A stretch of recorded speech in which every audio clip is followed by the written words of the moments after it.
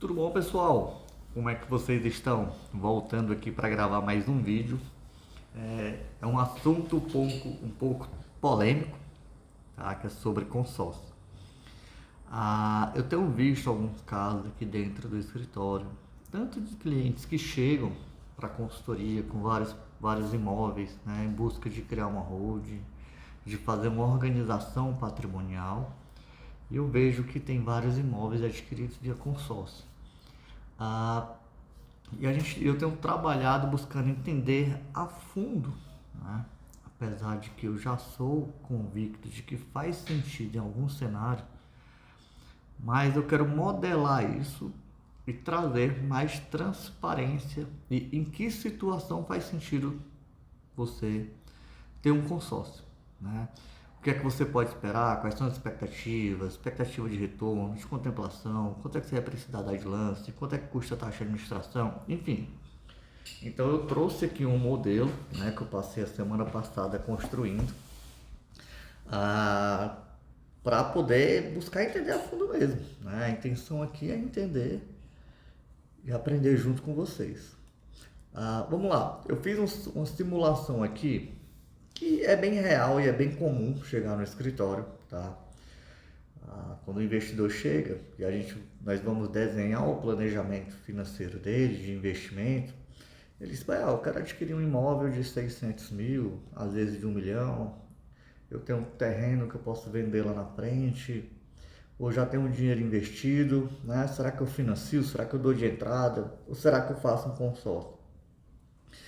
E eu estou olhando aqui do ponto de vista de investimento, não só de aquisição. Para aquisição, é irrefutável de que o consórcio bem feito é a melhor opção, tá? Porque no financiamento você vai pagar juros. Eu estou fazendo esse modelo aqui comparando como se ele estivesse investindo na Selic, né? Então, é na contramão do financiamento. O financiamento você vai pagar juros e aqui eu estou colocando que você vai ganhar juros, né?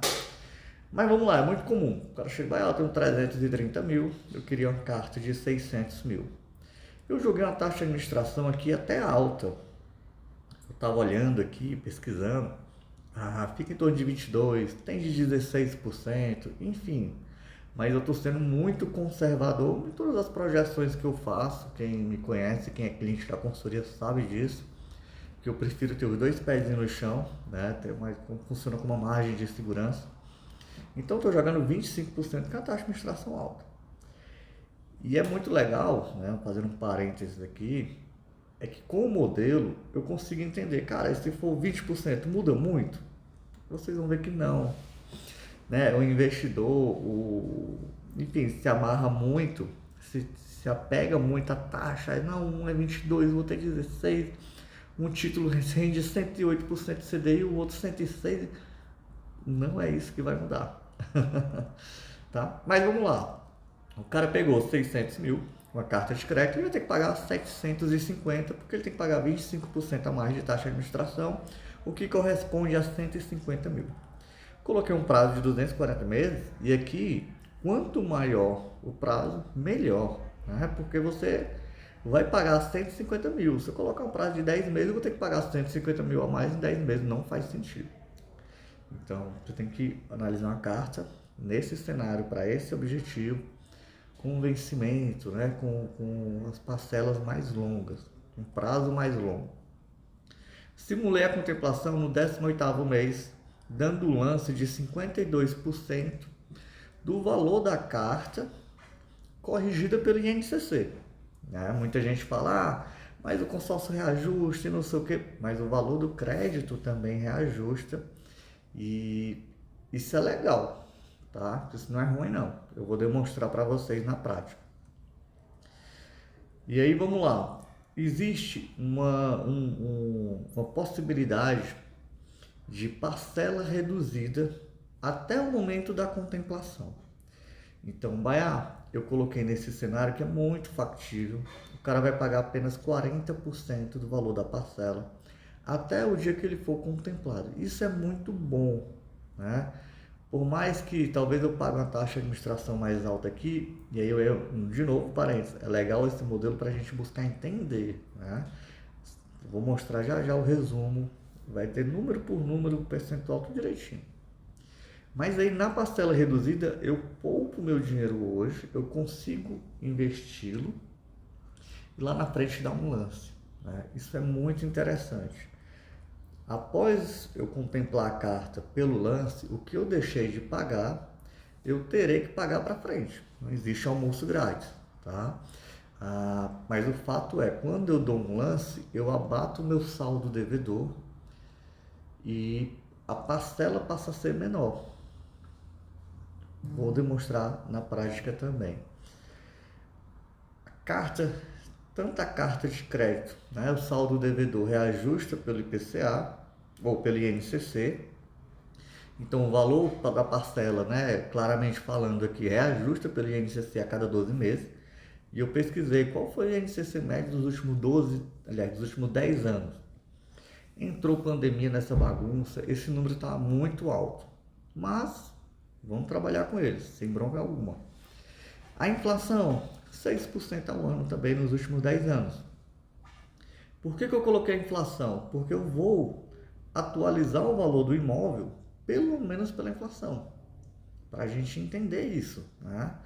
As pessoas às vezes não olham isso, cara, o valor do teu imóvel pelo menos tem que corrigir pela inflação. Se você comprar na planta, fizer um bom investimento, putz, vai corrigir muito mais do que a inflação, né? Considerei que para fins de investimento, eu estou comprando esse imóvel e vou botar ele para alugar, então ele vai me gerar uma renda de 0,45% ao mês, tá? Aí aqui não entra taxa de vacância, não entra, porque senão vai ficar muito detalhado, né? Mas a gente pode brincar, cara, 0,35%, 0,5%, isso aqui de fato influencia. Eu joguei 0,45 por ser bem conservador, né? Pode chegar a meio, 0,6%. Enfim, eu acho que 0,45 é um número bem justo, mas, de novo, a planilha está aqui para a gente mexer, para a gente alterar tudo. Selic anual médio dos últimos 10 anos, 9,85, papapá. Beleza, vamos aqui para o consórcio propriamente dito. Eu começo com 600 mil, saldo devedor 750 mil. A parcela, ela é muito simples, é o saldo devedor dividido pelo prazo. Então é muito simples. A parcela base é 3.125. Como eu estou pagando apenas 60% do valor da parcela, ou seja, eu tenho 40% de desconto, eu vou começar pagando 1.875. Tá? Repare que no 12º mês tem um reajuste pelo INCC, tanto do valor da carta como do saldo devedor. Ok? Então o saldo devedor era 729, corrigiu, subiu. O valor da parcela subiu para R$2.000. No 18º mês eu contemplei, né? Eu estou simulando, isso aqui é muito factível. Para quem trabalha com consórcio, já fez carta, sabe que se você der um lance de 52% do valor que a carta estiver lá atualizada, ou seja, 642 mil, você vai conseguir contemplar, tá? Principalmente no prazo de 18 meses, que muita gente já saiu, é bem factível. Provavelmente isso aqui sai até nos 12 primeiros meses, mas vamos jogar para 1 ano e meio. Dei o lance de 52% do valor da carta, foi 333 mil. Então a parcela voltou, praticamente ficou no mesmo patamar. Eu tinha a parcela reduzida, o saldo devedor desses 17 meses, né, seria acrescentado aqui, mas como eu dei um lance, abateu do saldo devedor, então a parcela voltou para R$2.000. Bem, no momento em que eu contemplo o imóvel, esse imóvel eu boto ele para alugar, né? Mas aí você não compra o imóvel e aluga no mesmo mês e tal. Pessoal, a gente pode ajustar aqui para 2 meses, 3 meses de vacância, enfim, não vai alterar a linha de raciocínio, né? Porque o consórcio é uma ferramenta de aquisição. Então lembra que eu coloquei aqui que o imóvel vai me render 0,45 ao mês? Então ele vai me render 2.889 ao mês. Faz o seguinte, joga 0,35.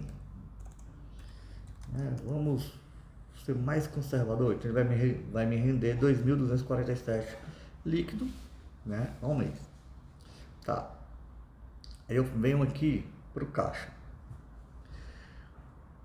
O investidor tem 330 mil de saldo, chegou para mim, mas o que é que eu faço? Disse, cara, tem uma opção de um consórcio, né? E aí vamos lá, linha por linha aqui. Você investe 330 mil, a rentabilidade da Selic é 2.593, e aqui eu estou considerando a Selic de 9,85, já a Selic é 15. Então assim, é no brain, né? Mas vamos botar 9,85, então planejamento de longo prazo, eu gosto de utilizar número a média dos últimos 10 anos para a gente ter uma noção melhor, tá? Mas depois, e aí entrando no nível mais profundo, mais profissional, digamos assim, eu posso reduzir a inflação de todos esses números e trabalhar com números reais, tá? Mas para vocês entenderem, acho que vai ficar mais fácil assim. O valor da carta 1.875, papapá. Então, o rendimento do valor que eu tenho investido vai pagar o valor da carta com a parcela reduzida e ainda vai me sobrar dinheiro, de uma maneira que eu comecei com 330, fui pagando o valor da carta, a mensalidade, e aí meu patrimônio cresceu para 341. Eu precisei dar o lance. Não tirei dinheiro do bolso. Aquele de 330 mil que eu reservei desde o início é o suficiente para eu comprar um imóvel, para eu resolver a vida financeira de um imóvel, né? Para eu resolver a bronca. Então, beleza. No primeiro mês já começou a entrar o aluguel, mas eu posso tirar aqui os aluguéis dos primeiros meses, não vai mudar muita coisa, tá? Mas beleza, ele ficou com caixa lá de 10 mil, 5 mil, enfim, 3 mil. E esse patrimônio voltou a crescer. Por quê? O imóvel, ele é corrigido pela inflação. Por isso que eu coloquei o IPCA na aba de premissa de 6%. Porque o imóvel ele é corrigido pela inflação, né? E o aluguel também. Então eu boto, ó, no 24º mês, cara, subiu para 2.381. A gente reajustou apenas pela inflação. O valor do imóvel subiu também 6% reajustado pela inflação. Logo, né?